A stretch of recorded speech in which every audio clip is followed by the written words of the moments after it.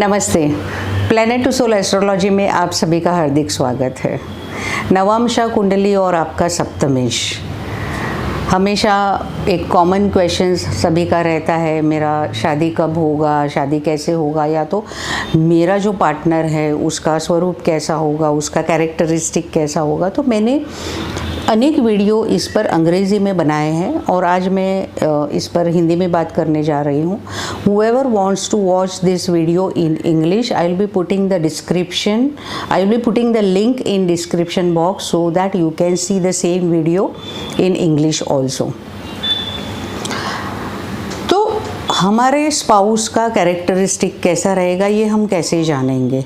तो नवांशा का जो सप्तमेश होता है और D1 का जो सप्तमेश होता है वह बहुत बड़ा रोल प्ले करता है कि आपका पार्टनर का कैरेक्टरिस्टिक, या तो उनका गुण धर्म, उनका स्वभाव, उनका फैमिली स्टेटस, उनका वेल्थ स्टेटस, या तो फिर उनका कामकाज करने का तरीका, या तो कौन से कामकाज में वो होंगे, ये सब मालूमात हम लोग नवांशा कुंडली के द्वारा कर सकते। क्यों कर सकते हैं? क्योंकि नवांशा कुंडली यह सप्तम भाव को देखने का सूक्ष्म स्वरूप है। जैसे 16 वर्ग कुंडलियाँ दी गई है मेजरली, यानी कि 16 कुंडलियाँ, 16 वर्ग कुंडलियाँ दी गई है, जिसमें हम हर एक भाव का सूक्ष्म अध्ययन कर सकते हैं। इसी प्रकार से नवांशा कुंडली जो है वह आपके सप्तम भाव, जो कि लग्न का यानी शादी का आपका भाव है, उसका सूक्ष्म अध्ययन करने का कुंडली है।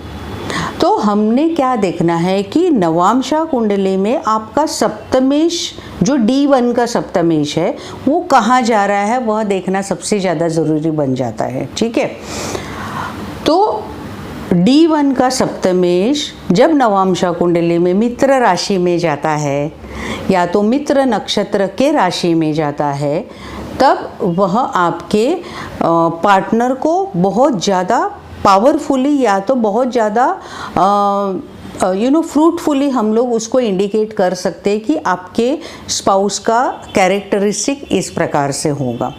मैं आपको एक एग्जांपल देके बताती हूँ कि अगर आपका लग्न कुंडली का सप्तमेश, अगर आपका चंद्र बन रहा है, यानी कि आपकी मकर लग्न की कुंडली है और चंद्र आपका सप्तमेश बन रहा है, तो नवांशा कुंडली में सबसे प्रथम आपने देखना है कि यह चंद्र कौन से भाव में जाकर बैठा है, किस राशि में जाकर बैठा है, और अगर उसके साथ कोई और प्लैनेट्स बैठे हैं कि नहीं। तो डेफिनेटली सबसे प्रथम तो हमें एक बेसिक जानकारी तो मिल जाती है कि आपके पार्टनर में चंद्र के गुणधर्म बहुत ज़्यादा होंगे, क्योंकि D1 में चंद्र आपका सप्तमेश बन रहा है। परंतु यह चंद्र अगर नवांशा में मंगल के साथ जाता है, या तो मंगल की राशि में जा रहा है, या तो राहु, केतु, शनि जैसे अगर ग्रह के साथ जा रहा है, तो तुरंत उसका जो प्रेडिक्शन है वो बदल जाएगा। ठीक है, यानी कि यह चंद्र अगर नवांशा कुंडली में शनि के साथ जा रहा है, तो आपका स्पाउस जो है वह डिटैच्ड पर्सनालिटी होगा, या तो फिर very calculative by nature.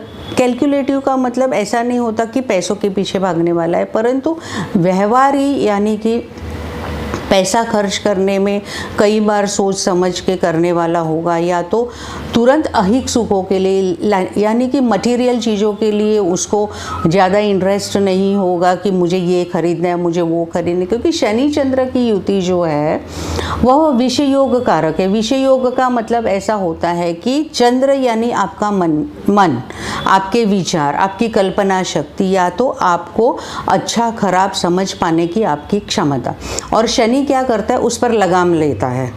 Shani उसको लगाम दे देता है कि तुम्हारी सोच को यहीं तक मर्यादित रखो। मर्यादित रखने का मतलब क्या होता है कि वह आगे सोचने के लिए ही वह व्यक्ति टोटली ब्लैंक हो जाता है, यानी कि उसे इच्छा ही नहीं रहती।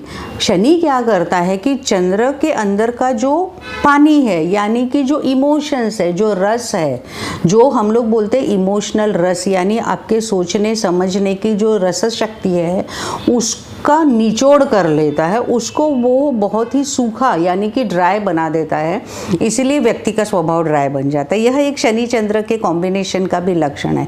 तो आपके स्पाउस में भी आपको हो सकता है कि अगर शुक्र भी अगर पावरफुल नहीं है आपकी कुंडली में, तो आपके स्पाउस में आपको यह कैरेक्टरिस्टिक नज़र आएगा कि वह मटेरियल लाइफ में थोड़ा पीछे है या तो बहुत ज़्यादा रोमांटिक नहीं है। परंतु अगर सस्टेनेबिलिटी की बात करेंगे मैरिज की, और अगर यह शनि चंद्र अच्छे राशि में यानी कि तुला राशि में चंद्र जा रहा है, शनि उच्च का हो रहा है, तो डेफिनेटली यह शादी आपकी अच्छी चलेगी। और जैसे जैसे आगे बढ़ता जाएगा आपका जो गृहस्थी है, अगर आगे बढ़ता जाएगा उसी अनुसार आपका स्पाउस भी आपके साथ, क्योंकि आपका शुक्र कुंडली में पावरफुल है फॉर एग्जांपल, तो वह उस तरीके से ढलने लगेगा। डेफिनेटली उसका जो मूल गुणधर्म है वो कम नहीं होने वाला है।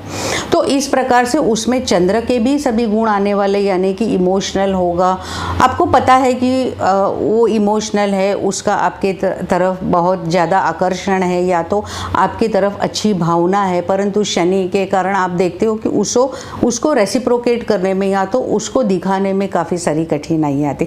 इसी प्रकार से अगर आपका सप्तमेश अगर मंगल बन रहा है, तो वो आपको नवांशा में देखना है कि भाई मंगल कहाँ जा रहा है। तो नवांशा में अगर मंगल 6, 8, 12 भाव में जा रहा है, या तो फिर मंगल आपका D1 हॉरोस्कोप में समझ लीजिए बुध के नक्षत्र का है, तो स्पाउस आपका काफ़ी स्ट्रेट फॉरवर्ड नेचर का होगा, या तो फिर कई बार बिना सोचे समझे बोल देगा, जिसके कारण कुछ ना कुछ तकलीफ़ें आ सकती है, जैसे कि किसी का मन दुख हो सकता है। परंतु यहाँ पर वो बेहद ज़्यादा स्मार्ट होगा इन स्पेकुलेशन ऑफ शेयर ट्रेडिंग, क्योंकि मंगल और बुध यह बहुत अच्छा कॉम्बिनेशन दिखाता है स्पेकुलेशन बिजनेस में, या तो उसको काफ़ी रुचि होगी। स्वभाव भी उसका सुहाना हो सकता है, टॉकेटिव हो सकता है, कम्युनिकेशन स्किल उसकी अच्छी होगी।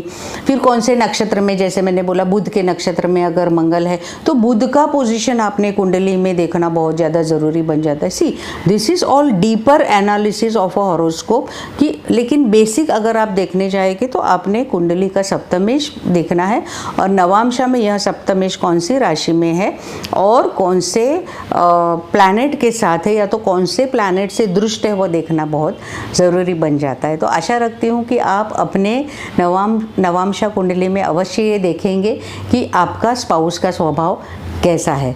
तो इसी के साथ, जैसे मैं हमेशा बोलती हूँ, सबका मंगल हो, मे ऑल बी ब्लेस्ड। नमस्ते, थैंक यू।